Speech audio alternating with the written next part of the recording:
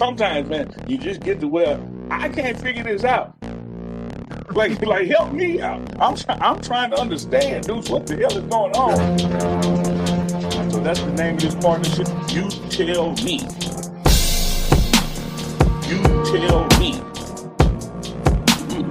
You tell me. You tell me. You tell me. You tell me. You tell me. You tell me. Live.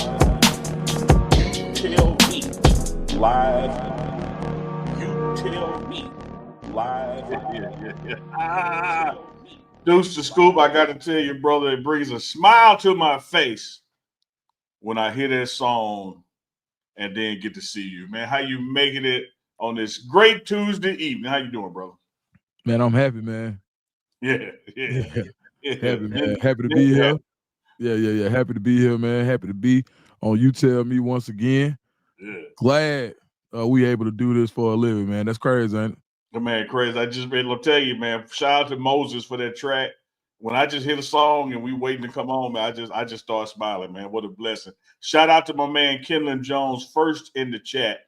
He said he can't believe he beat Debbie Garcia here today. Oh, now. And let us know where you're coming in from. Of course, we're streaming live on all three platforms, DukesTheScoop channel, Big Dog Chico producing in the background, and breaking news with Big Dog Chico. He's way out in Hawaii, but right now he's eating cabbage and black-eyed peas. He's been in the kitchen cooking tonight. Let's go. Yeah. Got a little food in Hawaii. So you check in, let us know where you're from. Be sure to like, share, subscribe, get down with all three networks. No matter which one you get down the most, make sure you support the other two as well. Don't forget, hit that like button, hit that notification bell. That way we do go live with shows.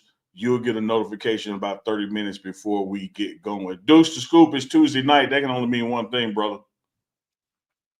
Sometimes I can't figure it out. Sometimes I got to go to my man and say, you tell me. I got one to start it off. All right. You know, we always deal with sports. We always deal with culture. Let's deal with sports and entertainment right here, Dukes. All right, let's do it. Because I know you was a big wrestling fan like I was, and you remember in WCW when Hulk Hogan went from a baby face to a heel and they threw all the trash in the ring because he joined NWO. We had a watershed moment in wrestling history like that this past weekend when for the first time in his career, John Cena went from a face to a heel. You tell me, Dukes, where does this stack up in wrestling history? I think you got. I think right there along with the Hulk Hogan heel turn with the NWO and the coming out of the Attitude Era.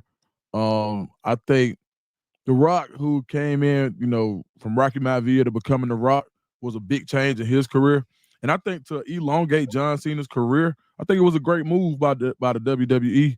I was going to say WWF, by WWE, just for someone who's been traditionally a babyface the whole time. So much so that he even, you know, people just got tired of cheering. The stick had got to look corny, right? So now by being able to see him go into that heel phase, I just think all it does is elongate his career and allows him to delve into, and we've seen his acting chops. You know, some people think he's a great actor, some people maybe not as much, but he gets work. So another way for him to kind of show his range in the heel fashion, I like it, man. What you think? Yeah, I love it as well, man. I think it was great adaptation to a storyline in his Twilight retirement tour, as it will. I think you're spot on. It's going to add some longevity to his career, even if he doesn't wrestle week to week. When he come back like The Rock and does special appearances or special things, now you get the new twist, and you also get the twist of redemption down the road. You know, a lot of times when guys go heel, they find another way to come back and go face again. I do think, though, Dukes, much like, you know, me and you talked about last week, how there are some records in sports that are going to stand the test of time because people just don't do it as long or do it as in depth in that one kind of category. I do think this is like the finality of it. I don't think you're going to have a wrestler who's going to be on one side of the equation for 20 years or 15 years anymore. They all hopping around. The gray area in wrestling, if you will, has gotten bigger, where you're not really a bad guy or a good guy. You're just a guy. You just that guy. And so what you saw Hogan do, and now what you saw John Cena do, I really do think this is like the end of it. And that's why it's like a big moment in wrestling history. Shout out to the story writers, man, the content creators who come up with this stuff and keep it fresh. Because you're talking about 2 or 3 live events a week. Hey, much like me, you and Chico, like 2 or 3 live events a week, then building up to the pay-per-views. Man, there's more writers than a soap opera and a movie script on them things, man. They're doing a great job. All right, I got one. Your favorite as we come off of Black History Month. Oh, Chico, man, you can make shout out Tracy C, my cousin. She said make sure you turn on your monetization. So Chico, man, that's my favorite thing to ask, man, just in case. You can give a O now if the monetization is on, Chico. Thank you, sir. No. Yeah, let's go, Chico. he had to swallow them black eyed peas first. He had to, oh man. Uncle Neely, you tell me, who is your favorite African American wrestler of all time, and why? Woo! You know what, man? The list could be long if you wanted to. I could go with Junkyard Dog. I could go with the likes of a Coco Beware. I could go with the first Rock, Dwayne Johnson's daddy. But let me tell you who I go with, man, because I'm also a football guy and then I love history.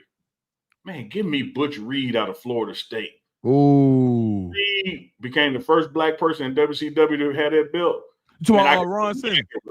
I'm sorry, Ron Simmons. Ron Simmons. You said right.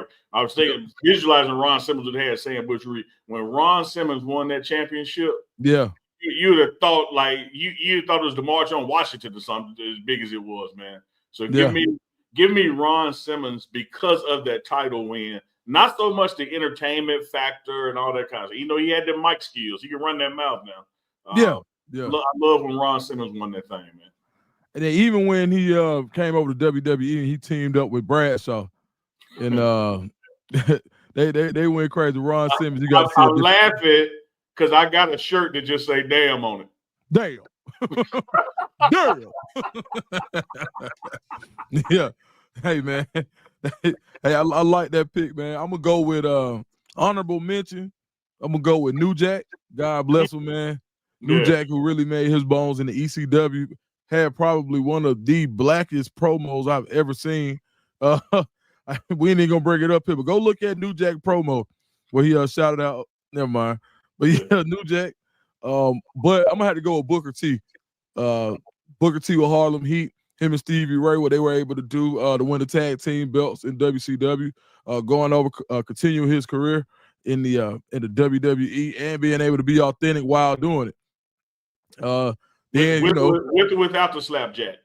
Yeah, without the slapjack, and then too hit him with, and told Hulk Hogan, "We coming for you, Ian." Yeah, like live TV, and then just one of those moments where it was just like, bro, I've been there before. But you get into it, like, hey man, we coming for you, and he was just like, yeah, that was one for the ages, man. So, man, and a great athlete, man. When you just talk like when you just remove the everything outside of the ring, man, he could really work a match. And now that you see all of these podcasts on wrestling, you find out who are really good technical wrestlers, how people would quote unquote take a bump for other people, really told you how good of a wrestler a guy was, and he gained a lot of respect from his peers and his counterparts. So, man, I'm gonna have to go Booker T, man. Hey man, I cannot argue with that. Like I said, love that pick. I just had to go with Simmons being that first one. But man, Booker T at that damn spinner Rooney, Booker T and saying five times before you do something, and Booker T with that. And we got to start using this. No, Chico, tell me you did not just say that. Because that Booker T Stone Cold feud where they fought in the grocery store. Oh man, the King Booker phase, and then when Booker became an announcer, like man, no book. And let me tell you this, man. Hats off to both of us because of the history of this thing. Neither one of us picked The Rock, and he like the greatest ever. We go back so far with it. Oh yeah, man. Now growing up, I ain't gonna cap you down. My favorite was Too Cold Scorpio. Like that was my favorite. That was my favorite wrestler. I thought you were gonna say Coco Beware. Oh yeah. Now I used to do the bird too. But man, Too Cold Scorpio, man, almost had me in Children's Hospitals of Atlanta when I was trying to hit that flip off the top rope. Yeah. It was between that and the Frankenstein. Oh yeah, man. Yeah. Had multiple close calls to not being from going from chop kick to neck brace. So but definitely Too Cold Scorpio was one of the best wrestlers that never really got his just due. When you talk about innovative moves, he's another guy I did want to make sure that I highlighted for sure. Absolutely, it's on you, my brother. Now that's on you. Oh, it's back on me. Oh, back on you. Let me go first, man. We coming. Let me get some real football, man. Matter of fact, let me make it Colorado based. We just came off the combine and we were talking about what Jimmy Horn Jr. did there, what LaJohntay Wester did there. This build up coming to the pro day, which I can officially tell you is slated for April 4th in Boulder, Colorado. Cole, okay. You heard it here. Breaking news. Colorado Pro Day, April 4th. But let me hit you, Dukes, with some numbers. Okay. When you take Travis Hunter, LaJohntay Wester, Jimmy Horn Jr., and Will Shepherd, that's 255 receptions, 3,251 yards, and 32 TDs that has left the team. Outside of the Miller boys, no relation, Draylon and Omarion, there are no other receivers with double-digit catches in the season. You tell me, Dukes, should we be concerned about the wide receiver room in Colorado? Nope. Because there's a guy by the name, we talk about the Millers, we talked about them, guy by the name of Cam Michael. I don't know if his auntie's still in here, but auntie was on my head because I just call him Mikhail. She said, it's Michael, dude. I said, all right, well, say it with your chest. Say it in all caps. And she said it. But Cam Michael, I did a winter workout update where I did some digging around and found out people who were really showing out so far in winter workouts in 7-on-7 period, group A and individual. And Cam Michael is a name that continue to come up as someone who is going to have an impact this year, not only because of his physicality at the wide receiver position, but also because it's just straight up speed. He's a 10-3 guy in the 100. And he's a guy, like, they like to say, who can hit his head on the goalpost as far as how he can break a big one and he'll make sure that he hits his head up there. So I think when you look at what else they brought in to complement the guys, when you look at my man from Tulsa, his name is Joseph, I forget his last name. I got to pull it up. Chat, if you can, put who the guy from the transfer from Tulsa, his first name, maybe it's Joseph Williams, if I ain't mistaken. But y'all check that for me. But he's another guy that I'm really excited about. Possession style receiver, 6'2", kind of give you a little bit of that Will Shepherd type frame. And when you go back and you look at his highlights, contested catches all over the field. And I'm gonna cheat a little bit right here. I know we're not talking. I know you said wide receiver room, but somebody who's gonna help with replacing that production and those receptions and all those numbers that you gave us. Zach Atkins, the new transfer that came in from, I believe, northern Missouri or northwestern Missouri. I heard rave reviews about Zach Atkins, who he is, what he's done off the field, the way he attacks the weight room, and how fast and explosive he is. A converted wide receiver. Now he's playing tight end. And when you talk about running an RPO system, which you'll see a lot more of this year, with Sherman will be running more RPOs when you have a guy like Caden Salter and Julian Lewis. That first read a lot of times is going to be the tight end. So I think he's going to have a huge impact this year, and I wouldn't be surprised to see him get about 35 to 40 receptions. Wouldn't surprise me at all. You tell me, should they be worried at all? I can tell you this, I'm not worried. And so if Unc ain't worried, y'all shouldn't be worried. Right. Because this wide receiver room, as much as I just articulated the talent that has left and gone on and will be playing at the next level, the talent that is left behind and that is maturing into this college process is just as, if not more, outstanding. When you look at the two brothers out of Texas, Farrakhan out of the Houston area, and my man that's going to be in the slot replacing Jimmy Horn out of that Dallas area. You just mentioned Tulsa.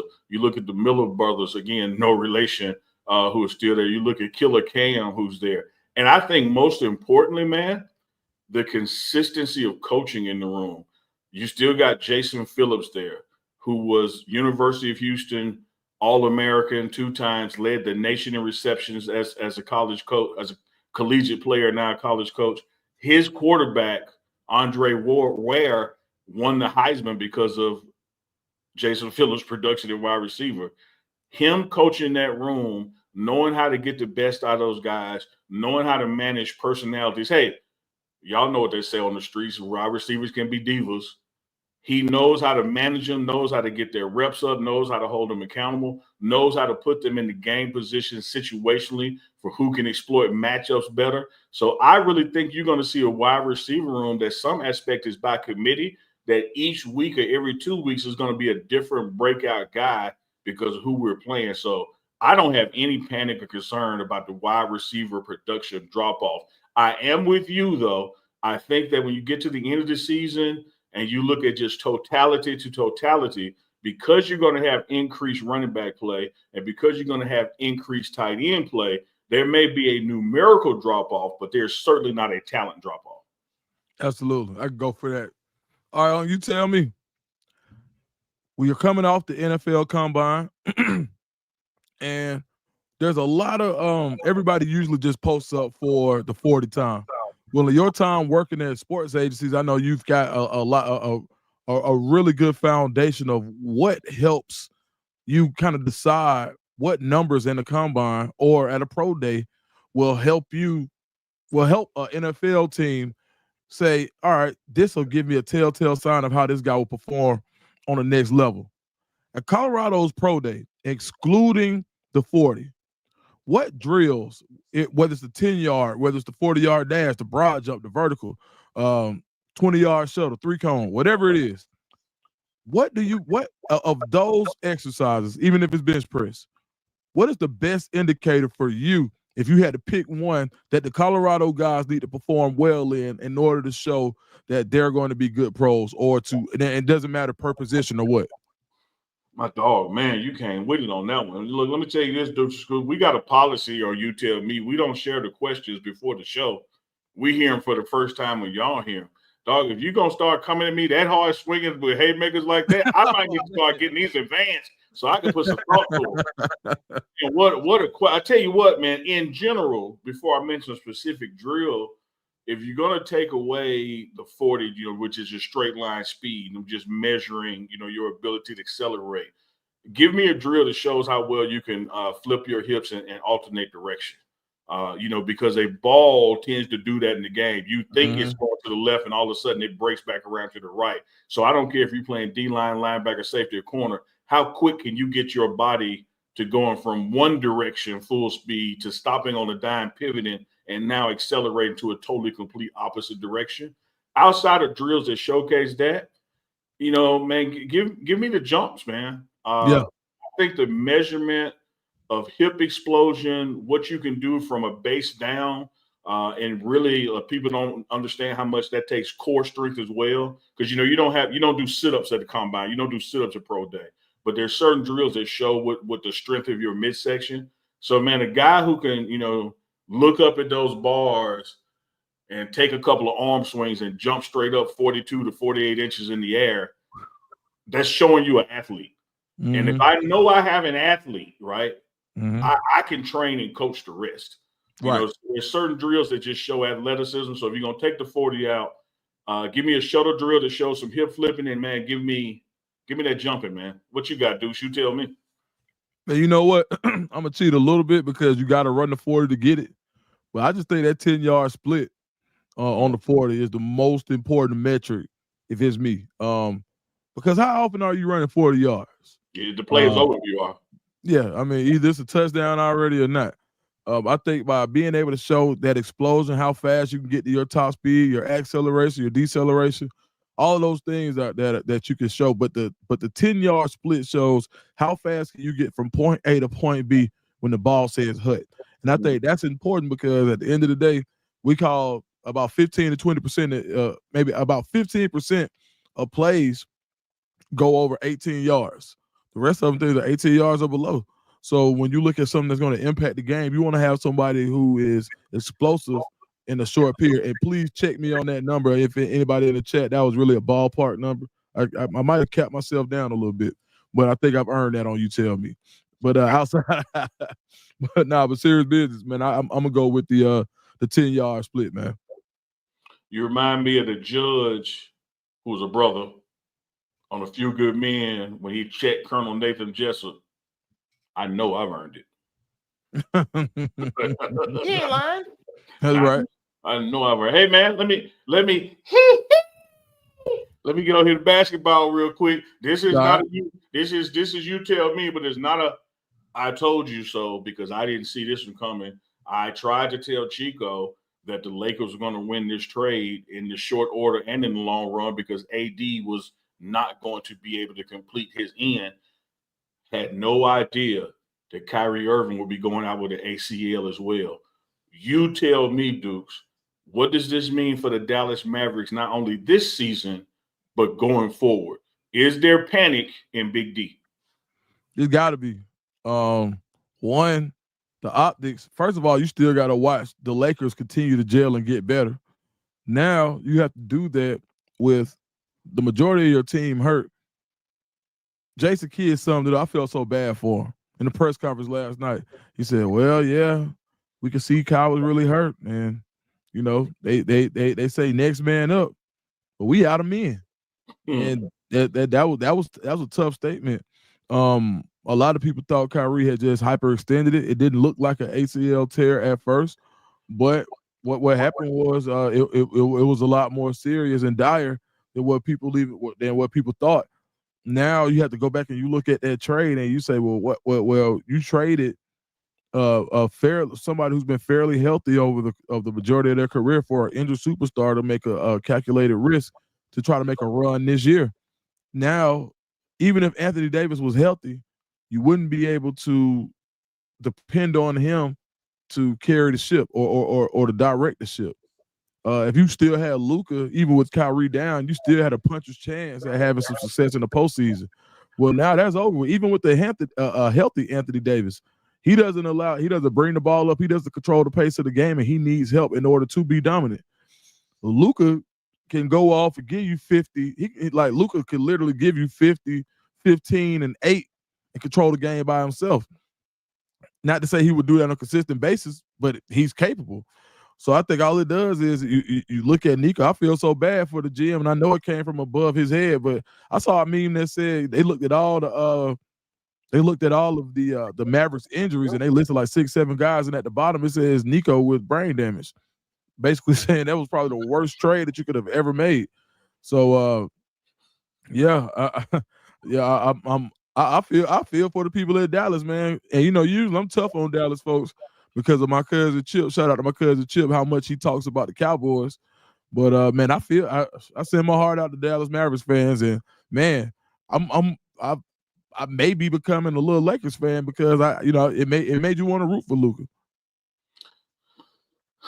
I like the way you ended that. It certainly makes Luka almost a martyr, like where you just like, man, they tried to get him, but they didn't get him, and they tried to bury him and didn't know they were planting the seed, and look how he's flourishing in LA. I love that line about the GM being the most injured. Whoever typed that was pretty that was pretty damn creative. Yeah, man. I even when I said that AD wouldn't be able to hold up where we would see the fruition of this trade for both parties, that wasn't me wishing it. That wasn't me hating it. That was just me going off of past performance. And Dukes, what do I always say? The best indicator of future performance is past performance. And so, as much as I told Chico the night we discussed it, which seems like 2 years ago, but it was just barely a month ago. I said, I hope I'm wrong. I don't want to see AD get hurt. And what happened? First game there, he got hurt. Man, I had no idea or inkling, even though it's a professional sport, contact sport, injuries happen all the time. Had no idea this was going to come. It pretty much washes this season. It pretty much just puts an even bigger stain on this trade. But even when you look down the road, hey, man, stuff in my mind is always movies, Dukes. You remember the Batman with Heath Ledger? And they had the citizens on the boat and the convicts on the boat, and they gave each one of them a key where you could blow the other one boat up. Mm-hmm. It's time to blow the Dallas Mavericks boat up, man. Like turn the key. Well, whether it is the GM's fault, the owner's fault, whether it's a series of unfortunate events to occur this season, and I dare say next, are gone as far as your ability to compete for a championship. So you did this trade before the All-Star break, and you end up losing a season and a half with it. You know, when the rubber meets the road, and then to insult the injury, to pour salt in a wound, the Mavericks announced to their home fans they got to go up on ticket prices. That effective next season, there's an 8 to 10% increase on ticket prices. Like, what are y'all trying to be hated? Like, you just don't want to be loved? Like, what are you doing? So I just think at the end of the day, man, it didn't work. It didn't work for the Mavericks. It's clearly not going to work this season. The Lakers are in a better position and will be in a better position this season. And I think even next year that's going to come to pass, no matter what happens across the summer or fall, that when you get midway of a season and go out with an ACL, that's 9 to 12 months before you can play ball again. Mm-hmm. You know, you're into 2026 before you see him back on the court competitively. So tough for the Mavericks, man. Tough on the fans, and probably trying to call up 2 men in the truck and move that franchise to Las Vegas like they want to do anyway. Man, that's why I was finna go. So now let's go conspiracy theories. Put on. Let me get my aluminum hat. Yeah, man. We're going conspiracy theory. Did the Mavericks, with the price raise, with the raise in prices, these are all things that will make somebody hate a franchise and say, you know what, I don't even want to go. Well, you know what happens when teams' attendances are low in the city that they're in? It makes it easier for them to move. Do you think the Luka trade was the start or was the first domino in how the new ownership team will be trying to move that team away from Dallas, and that these price and the price raises, and will we see more things that are going to alienate fans and keep them away from is it American Airlines? American Airlines Arena, yep. That'll keep them away. I believe it. And let me tell you this. I believe every conspiracy has a good cover story. Mm-hmm. Luka being out of shape, Luka not being a professional.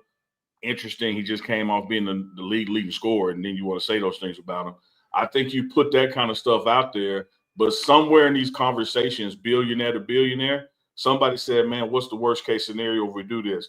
Well, the worst case scenario is we lose, the fans get pissed, and we get to move to Vegas like we want to do anyway. So it becomes, even if it's not a direct conspiracy, it becomes a supportive argument, because when you can live with the worst case scenario, if the worst case does you no harm, why would you not do it? Now that you've done that, Kyrie's hurt, you're raising ticket prices. I mean, what you going to pay to use the bathroom when you get there now? Like you might go in and piss everybody off, water down your attendance and say, hey, league, look, like we're struggling in Dallas, help us move. It's a small market, really not a basketball city. We won championships, but now everybody's just football crazy here. We got to go. I believe it's so much a conspiracy that it ain't even a damn conspiracy. It's just part of the plan. Man, you said something then. All right, it's on me. You tell me. All right, we're gonna go to culture. In hip hop culture, drill music, and we haven't seen we never seen this level of real life violence in relation to rappers that are known or are prominent, even in their areas where they're from. Do you feel like there needs to be something done about the music and social media with now how we're seeing rappers meet their demise in real time? And I'm speaking about while we're in Dallas, the Fort Worth area, rapper Lil Ronnie, GS Lil Ronnie, who think he lost his life yesterday, was it? Yeah, Lil Ronnie.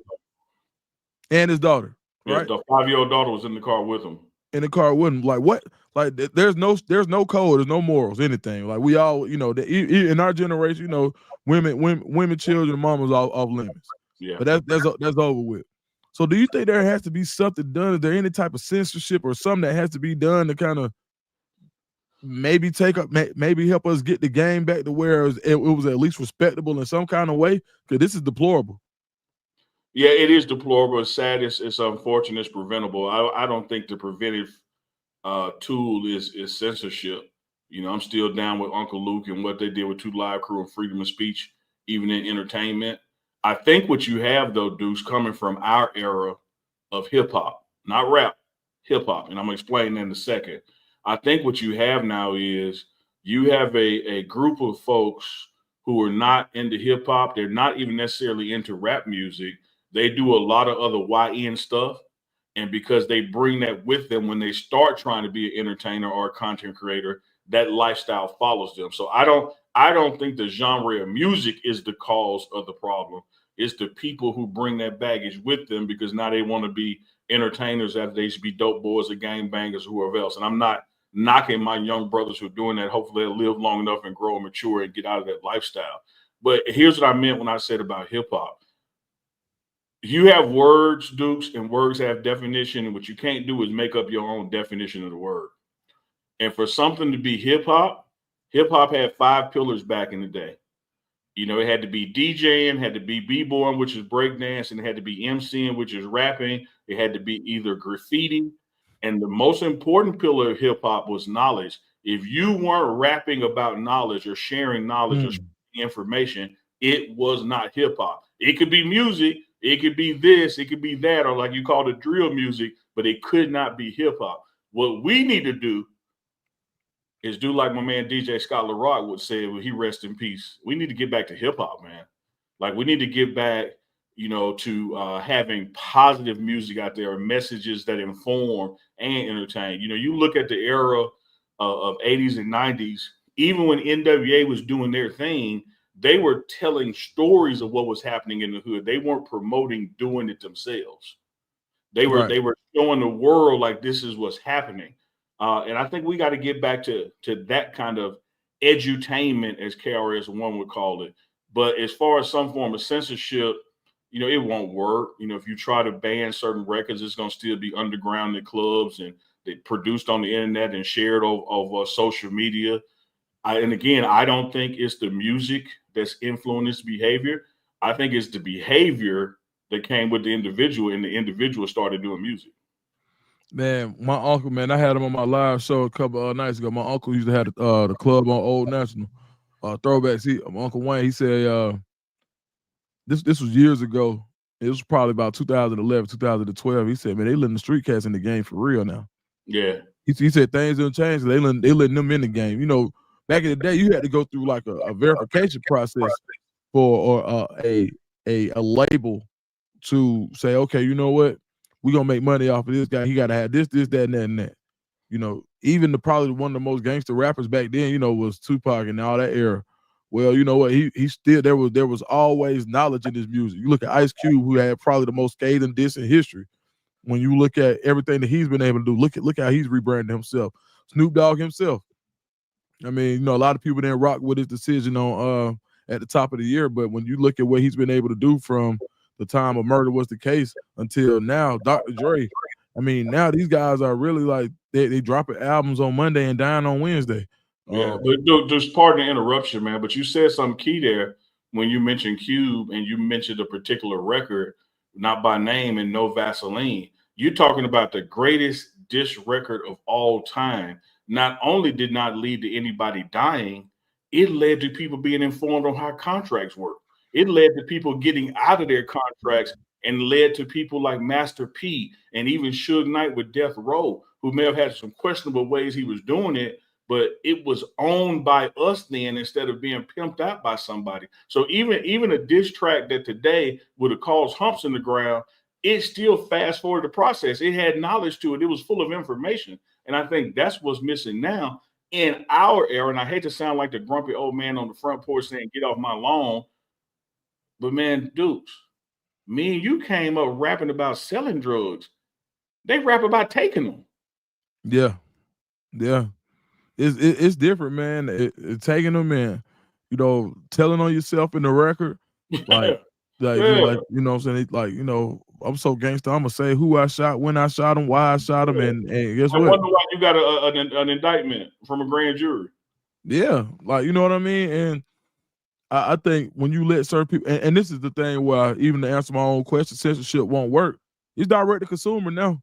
Yep. It's whatever, and the images that are painted in our minds, you're able to get stuff so much faster. There ain't no censorship. You look at Twitter, man. You can go like right now. You can go look at that man laying on the ground right now on Twitter.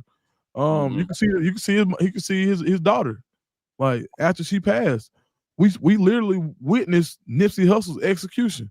Yep. Like we are decent. I believe as a nation, especially as a culture, we've been desensitized to things Oh, that absolutely.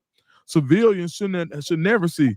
Yeah. I remember The death of outrage, man, the death of embarrassment, the death of anger, all of that stuff is real. When you could be shown images so many times that it means nothing to you anymore.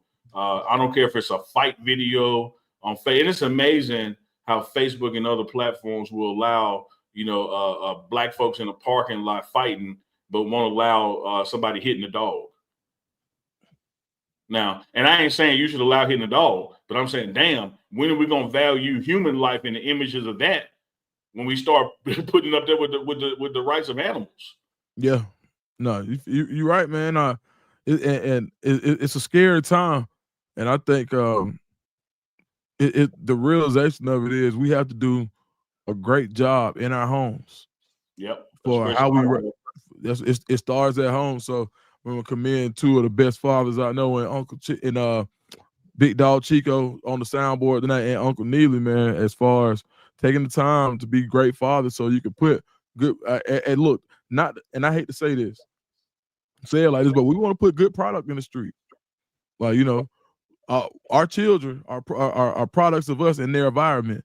So Yes. I think it's important for us to continue to make sure that we put positivity in them, raise them right, so when they go out there, they're not cutting up. And R.I.P. to Lil Ronnie. And there was a record that came out a couple of weeks ago that they said had something to do with it. You look at Gilly the kid's son who passed away, and the retributions, quote unquote, allegedly for his death was a 17-year-old basketball player with the highest SAT in the school who dropped the video of talking about the song, talking about what had happened, and a week later he passed away. So yeah, I hate this wave, and I don't want to be the unk saying get off my lawn either. But man, shoot, man, at the end of the day, what's gonna happen is I'm gonna say get that body out my lawn eventually, because they filling up the cemeteries quicker than they can make plots. I mean, it's bad, man. And Atlanta, now everybody has their own section of drill music. You start off with Chicago, then you got New York drill, Atlanta drill. Hey, we got a rapper named Baby Drill. Yeah, I mean, it's getting out of control, man. And I just hope that we just got to keep praying, and that hopefully some fun music or another wave comes that's going to be more positive than the one that we just went under recently. You said that, brother. You said that. You said that. Let me flip the script again, do another no look pass. But this time I'm gonna take it DukesTheScoop to women's basketball. Okay. And I'm gonna take it to the SEC. We talked about before, the SEC looked like it was down in football, but has a resurgence in men's basketball. But let me talk to you about SEC women's basketball for a second.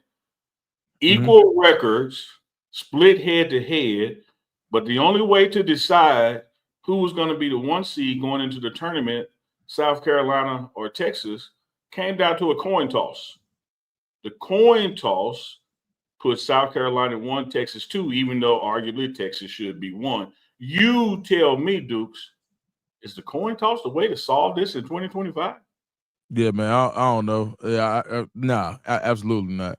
I think that was a missed opportunity. I think there are other metrics that you could go to. There's way too many analytics. There's way too much data. Like you said, 2025. Yeah, if this was 1955, yeah, use a coin flip. Okay, cool. But right now, it's just too much information out there for them to make such a positive. Such an impactful decision as far as who gets what seeding and who they'll play going forward. I mean, when it's clear all you have to do is just go to look at the overall record to see who has a better record for the season. Now, just go to the second. That's what they're doing everything else. Or you can go to, I mean, when you look at everything being equal, and the reason that people are saying that it shouldn't have went that way is because you got to look at what Texas has been doing as of late. So, yeah, that was a little lazy in my opinion, man. What you think, Unc? Yeah, I'm going to concur with you, man. I have infinity and high respect for both coaches. Texas coach did about 10 years here in Mississippi State women's basketball. And, of course, Dawn Staley, we love her for the culture. But I think what both of these teams work their asses off for, the coaching staff, the players, and the universities, shouldn't come down to the luck of a coin toss, no matter which side you're on. I think when you look at metrics like points per game, average margin of victory, even hell, most blocked shots, fewest turnovers, I think you have so many other performance metrics that you can go to before you flip a coin that, man, I would line up the top 5 performance metrics. And if all those are equal to, then we flip a coin. There's no for something this important, because the way the seeding works, someone could be getting a certain advantage that they wouldn't have by because of who they're facing. And if you're really trying to build a big dog in the back and Deuce up front, if you're really trying to build and believe in your success, you've got to believe that this problem is going to happen more and more and more and more. You're going to have, if the SEC women's basketball is who they say they is, you're going to have a 4-way tie one year. Yeah. You're going to have a 5-way. Like, that's what you want. You want parity in your conference. And so for it to come down to a tie, split head to head, and your only solution is to scratch your head and flip a damn quarter, I'm like, come on, y'all. Like, we got too much other information, including popcorn sales. Like, you could have gone to anything in the world that measured effort and grit and performance other than flipping a coin. Do away with flipping the coin or move that way down the list of things we have to tie at before that decides. I like that a lot. All right, so I'm gonna pass it back. We're gonna get back to the football field now. You tell me, the Philadelphia Eagles have just released. They said they're gonna release James Bradbury. They're gonna release Darius Slay, 2 of their more veteran players. They re-signed Saquon Barkley, but as you start to see, when it comes to Super Bowl success, what you also see is the changing of the roster. And a lot of times you're going to lose a guy like a Josh Sweat. You won't be able to pay him because of the rest of the roster that you have to pay. You could have basically said that you could have kept Josh Sweat or you could have kept Saquon Barkley happy. So every year, the Super Bowl team usually loses a lot of people, and that's why it's so hard to go back to back. Do you think, you tell me, do you think the Eagles have a shot at getting back next year, or do you think there'll be a classic team with a Super Bowl hangover? I smiled because I'm a Dallas Cowboy fan, and the Philadelphia Eagles are my neighbor in the NFC East. So you're damn right I hope they don't go back. But in order to beat a man, you got to beat the man, and they just won it all, so hats off to them. But the difficulty of repeating is just like you're saying, and one of my notes was about you, asking you about the Eagles and Saquon now becoming the highest paid running back in NFL history, particularly for the next 2 years.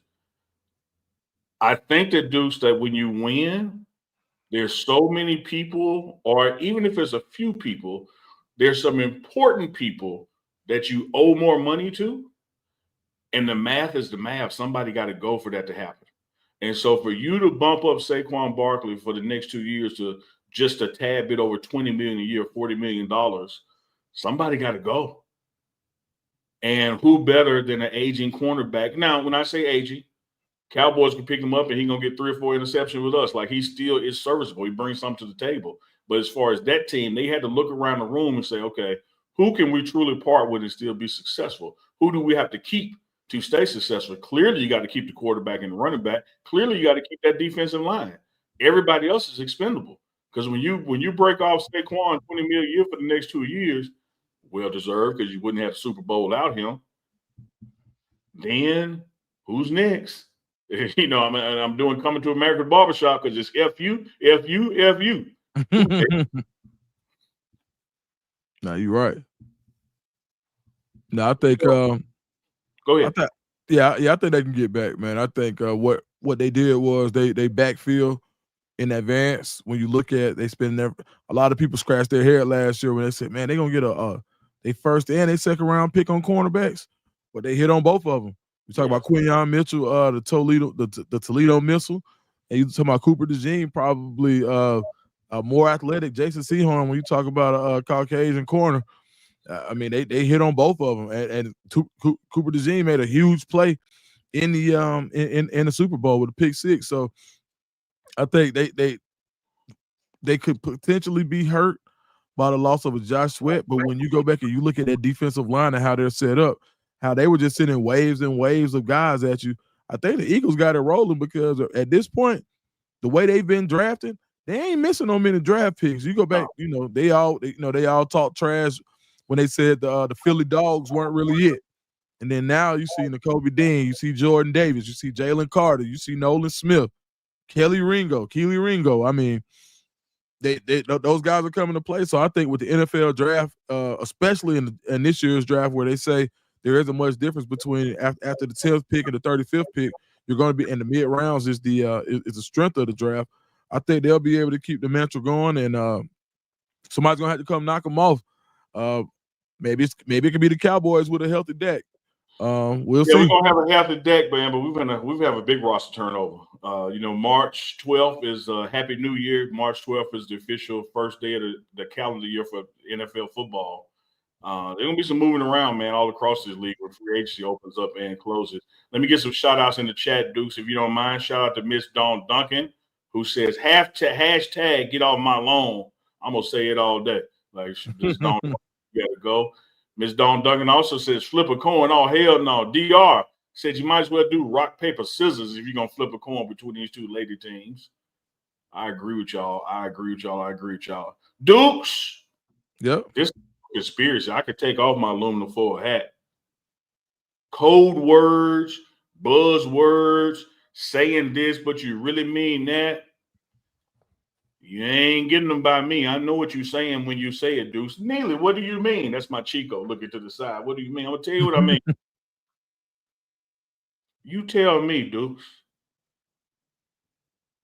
Are they really saying arrogant when they talk about Shadur at the combine? Or are they saying black? You tell me.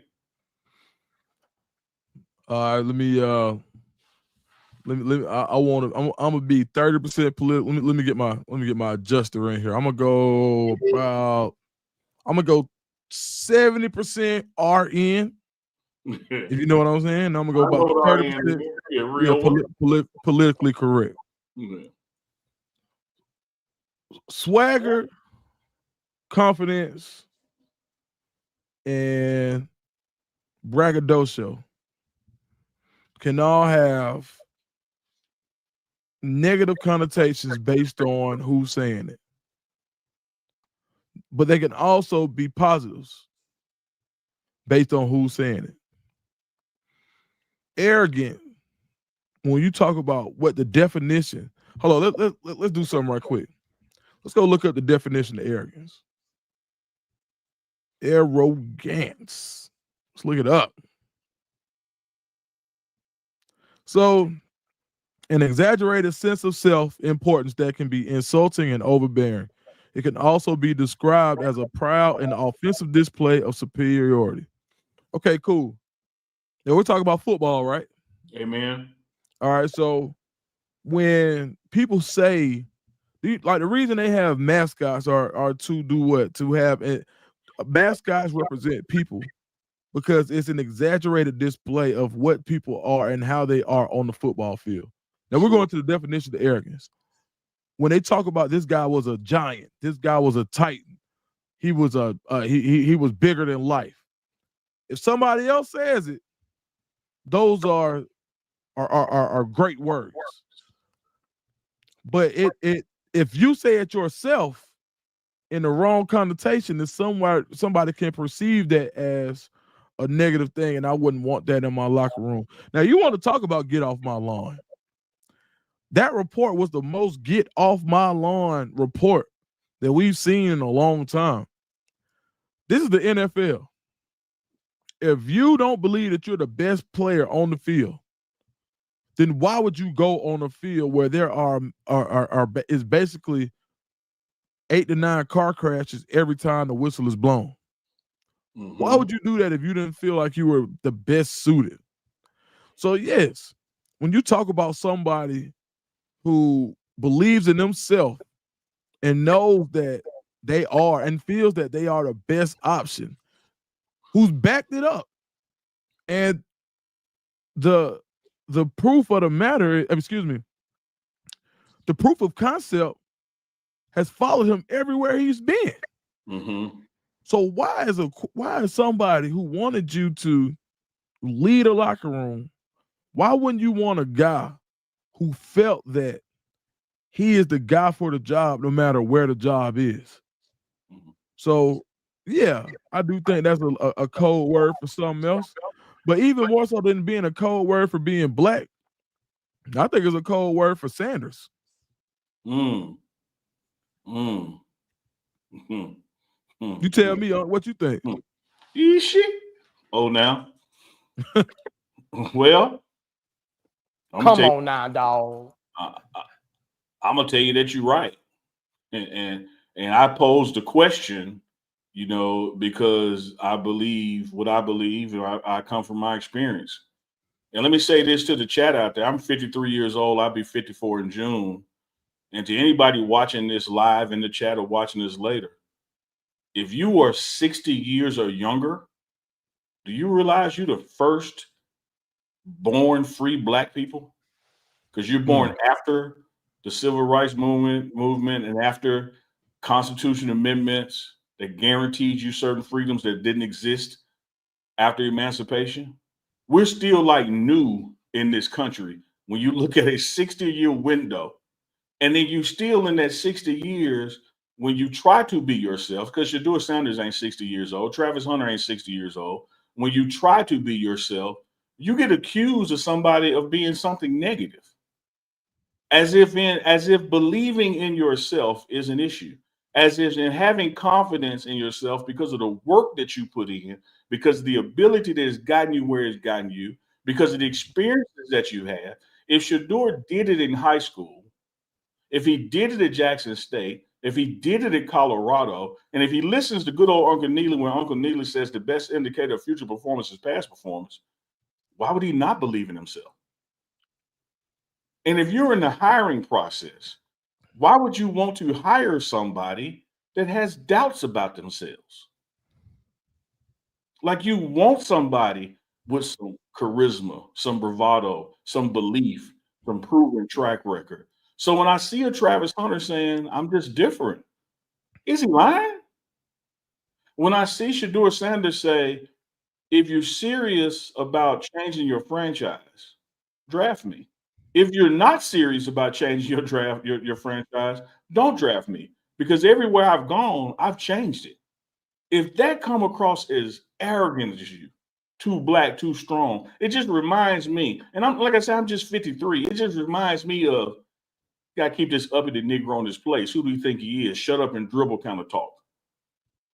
Like this brother has done everything by the book. Don't be in trouble. Ain't known for no kind of scandals. Works his ass off to achieve the results he achieves. And because he believes in himself, somebody wants to say, and this wasn't like, hey, let's all ask all the people what you thought. They ran to the media to tell this. Hey, I got something to say. Let me tell you what I think about Shadur. Come on, man. Yeah. Like it is in a deliberate attempt to water down somebody's success because their confidence makes you uncomfortable. That's your problem. That's He ain't lying. Right. Well, I have literally been with Shadur Sanders since his college career started. And one thing he has never lacked is confidence. And even in that confidence, he's never treated people like they were under him or less than him. Always, yes, sir. Always about his teammates, but always firmly believing himself. Same thing with Travis Hunter. I've been around Travis Hunter 3 years his college career. Has never like, hey man, y'all ain't nothing because y'all ain't as fast as me, as good as me. It's always been about the team, what I can do. But he knows, and man, God bless me, man. I'm different. And I work. And then you got people who have the opportunity to have exponential success because of this talent in their organization, but they so uncomfortable with a black man, particularly a young black man, being confident in himself that they want to call it arrogant. Meanwhile, back at the ranch, it's a white guy standing there with the same kind of jewelry on. He's a leader. Look at his confidence. Look how he stands there and head and shoulders with everybody else. And even after a pat, you used to see it all the time in the league. A Warren Moon could come to the bench and could kick over the Gatorade, and it's immature. Tom Brady come to the bench, kick over the Gatorade, is passion in his leadership. Man, get on about it with that BS. Yeah, no, you said a mouthful there, man. It's sad because it's a hit job. Mm-hmm. Like a very thinly veiled hit job, because this is what I say. Every year, somebody comes out and there's somebody who has character issues and all of this other stuff. Well, you're talking about something that you didn't get your opinion of somebody. Like, he's arrogant. Like, bro, what you want him to do? Like, how can you not be a quarterback and be a little arrogant? Like, you know what I mean? Like, come on, like by definition of the word, it says that you have to have an exaggerated sense of self. Yes. Like that's the definition. Like, you have to feel like a giant. You have to feel bigger than life in order for you. Put it like this. He act like the cameras ain't been following this man around for years and years and years. Same thing with Travis Hunter. Like, man, them cameras. This is a true story. This happened at the combine. Shout out to Trav. I'm at the players' lounge with a kid that I mentor. Me and Robert Bailey, Deion's Coach Prime's old teammate. Me and Robert Bailey walking out. We see Trav. He stops Trav. And I ain't saying that until he stops Trav. He says he starts talking to a Trav. Nice as can be. I said, Trav, I can get a picture. Yeah. Me and Trav, we get to chopping it up a little bit about what I do, and then his Young Money comes in, and we all sitting there, we kick it for a second. When I tell you he took that one picture, and everybody, we talking about players, parents, aunties, whoever, rushed over there to the point where they said, y'all got to move from over there. It's causing too much commotion. Do you know he sat there and took that picture with everybody who wanted one? Whether it was somebody else, another player, someone who may have been competing with him in the draft, it didn't matter. He took every picture. It's a true story. Every picture that was there for him to take, he took. I know the boy was tired. And when I seen him, he was looking at football. Now, but those type stories, and you know what? And if I put that story out, which I'm doing right now, and I'll do it again, that story won't get no traction. Let me ask you this, Dukes, because you love words like I love words. Mm-hmm. If I unravel what you're saying right there, you're saying that most players, whether they're Travis level or not, most players would not have stayed there that long taking pictures with that many people, based on your experience. No, it was time to relax. Whoa. Most people wouldn't have done it, right? Not at all. Damn, Chico, you fast. He did it, right? Absolutely. By definition, does that not make him different? Yeah. Yeah. So he said to the world, I'm different. Why y'all get mad? He shows y'all he's different in the way he just lives his life. Yeah. When Shadur says, hey, man, to the defense, just give me the ball back. Give me an opportunity. I'm going to get us down there. And then finds LaJohntay Wester and does it. It wasn't arrogant then.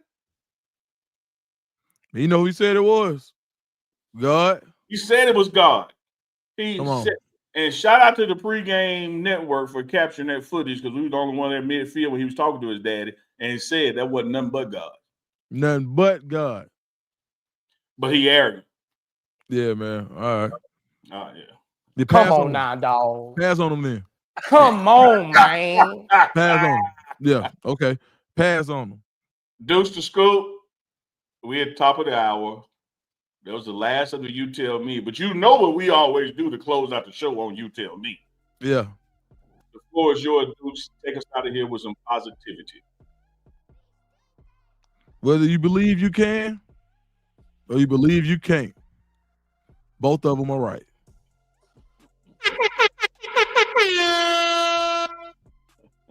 You ain't lying. It's been another Tuesday night, another episode of You Tell Me. You can catch us back together again with Big Dog Chico on the front side. Tomorrow morning, Wednesday morning, we got the morning run with a special guest, Cordell Stewart / will be in the building talking all things Colorado, NFL Combine, draft experience, everything. Cordell Stewart will be with us in the morning for the morning run, so y'all make sure you check that out. And, of course, You Tell Me will be back live next Tuesday night. Y'all have a safe and blessed week out there. Don't forget, notification bell on. Like, share, subscribe each channel. We out. I can't figure this out. Like help me out. I'm trying to understand, dudes, what the hell is going on? So that's the name of this partnership. You tell me. You tell me. You tell me. You tell me. You tell me. You tell me. You tell me. You tell me. Live. You tell me. Live.